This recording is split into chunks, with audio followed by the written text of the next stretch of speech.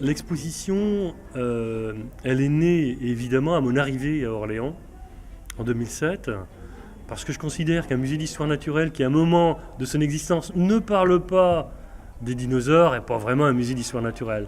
Et c'est en parlant comme ça avec des journalistes scientifiques, avec des chercheurs, de me rendre compte que les connaissances scientifiques sur les dinosaures avaient énormément changé, bougé dans les années 2000.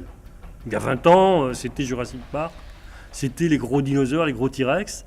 Et maintenant, on a une vision beaucoup plus fine de ce qu'ils étaient. Donc, c'est une expo sur vraiment les récentes découvertes.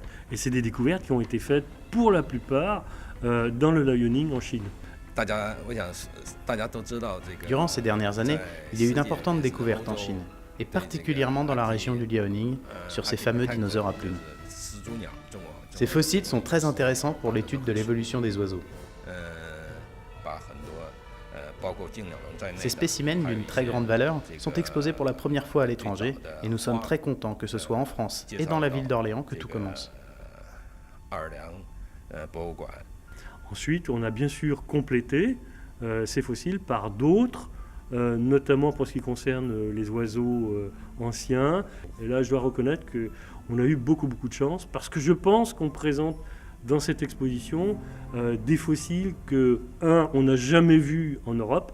L'Ancurnis, c'est vraiment la preuve. C'est de très beaux spécimens, et quand on les voit, on comprend ce qu'on entend par dinosaure à plumes. Et puis d'autres encore, mais là, ça va être la découverte au moment de l'exposition.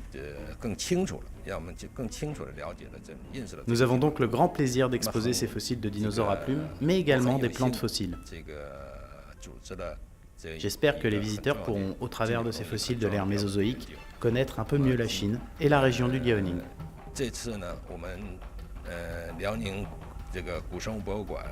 Et puis, donc tous ces oiseaux fossiles, dans les derniers 50 millions d'années. Et on se rend compte que c'est des oiseaux qui ressemblent beaucoup d'ailleurs à ce que l'on connaît maintenant.